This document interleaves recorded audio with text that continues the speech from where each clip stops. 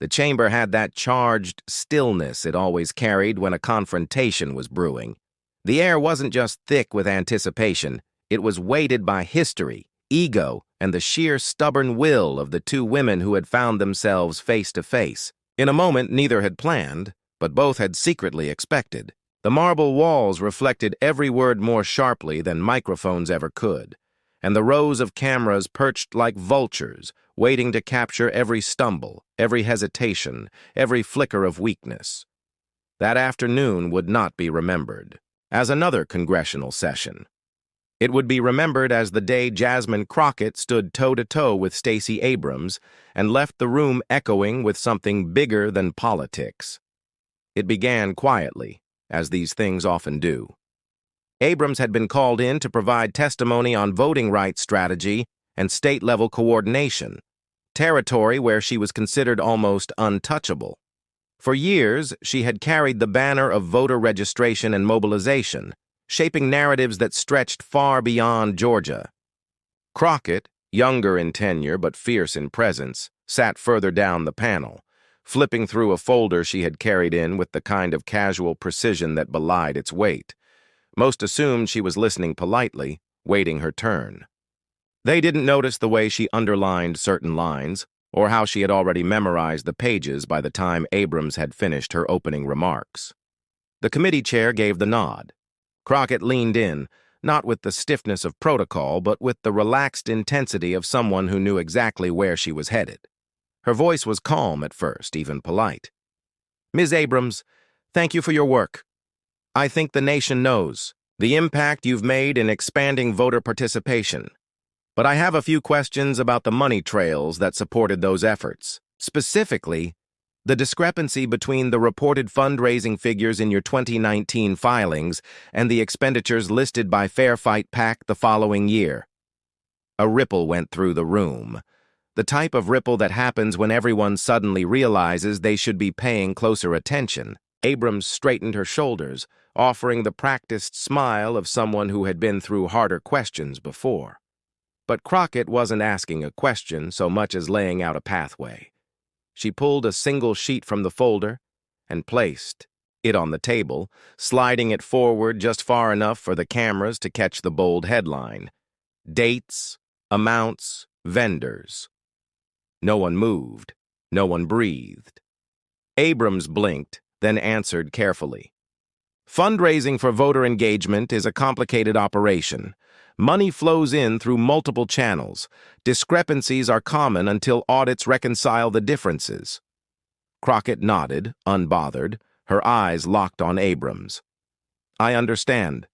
But this isn't about reconciliations. This is about a $2.5 million allocation to a vendor registered at an address that turned out to be a vacant lot. And according to filings, that money was never recovered." She leaned back, still calm, still measured.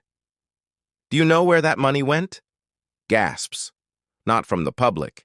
They were still outside, catching only the feeds. But from aides, staffers, even the stenographer whose fingers faltered for just a fraction of a second. Abrams drew in a breath, steadying herself. She had weathered storms before, but there was something unnerving in the precision of Crockett's delivery. It wasn't hostile. It wasn't grandstanding. It was the quiet slicing of a scalpel against a surface that had seemed impenetrable. The chair tried to move the discussion along, but Crockett refused to let the thread go. Page after page, she unrolled figures, dates, and names that tied into contracts and expenditures no one had dared bring up in a public forum. And each time Abrams tried to pivot, Crockett gently redirected, circling back with another document, another citation. She wasn't attacking blindly. She was dismantling carefully, brick by brick, until the wall that had stood for years began to reveal its cracks. And then it happened. The shift. The moment the room itself changed. Abrams, known for her eloquence and her composure, faltered. It was brief, almost imperceptible, but millions watching later would replay that clip. The slight tremor in her voice when she answered a direct question about donor coordination, the way her eyes flickered downward for half a second before. She met Crockett's gaze again. It wasn't collapse, it wasn't defeat, but it was enough. Enough to remind everyone that power, no matter how solid it seemed, was still human. The audience watching at home didn't see every detail, but they felt it. Social media lit up. Hashtags with both women's names surged within minutes. Commentators scrambled to frame what had just unfolded. Was it accountability, or was it betrayal within the same party? But inside that chamber, none of that noise mattered. What mattered was that Crockett had done something almost unheard of. She had taken one of the most respected figures in progressive politics and pressed her with the same intensity usually reserved for adversaries. Abrams attempted a final pivot, reminding the room of her broader mission, her lifetime of work, the stakes of democracy itself. Her words carried the same weight they always had, but Crockett did not yield. She raised her voice, not in volume, but in clarity. Mission cannot excuse mismanagement. Accountability is not an attack. If we say we stand for the people, then every dollar meant for the people must be accounted for. No exceptions. The silence that followed was seismic. Even the cameras seemed to lean in. For once, no one interrupted. No one tried to soften the blow. Abrams gave her final response, calm but edged with strain, and the chair moved the session forward.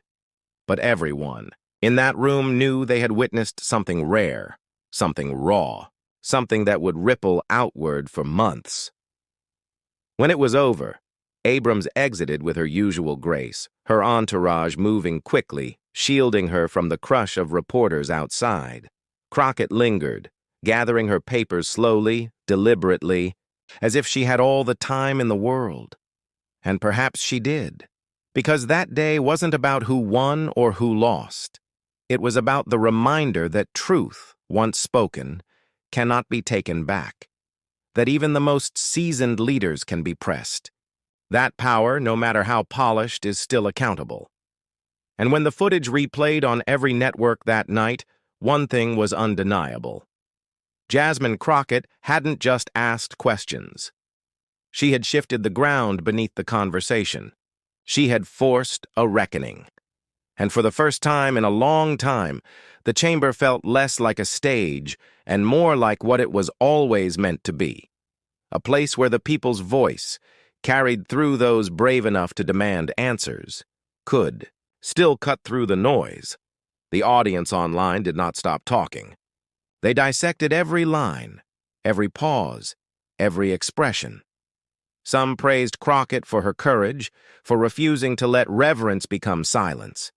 Others accused her of undermining allies, of fracturing unity at the worst possible time. But what none could deny was that she had changed the conversation. In a political landscape where moments often dissolve into the blur of the next headline, this one stayed. It grew. It became more than a clip. It became a marker. And as night fell over Washington, long after the cameras had been switched off and the marble halls stood silent again, the echoes of that confrontation remained. Not just in the building, but in the minds of everyone who had watched, who had listened, who had realized that politics at its core is not just about power, it is about accountability. And on that day, Jasmine Crockett reminded the nation of exactly what that word still means: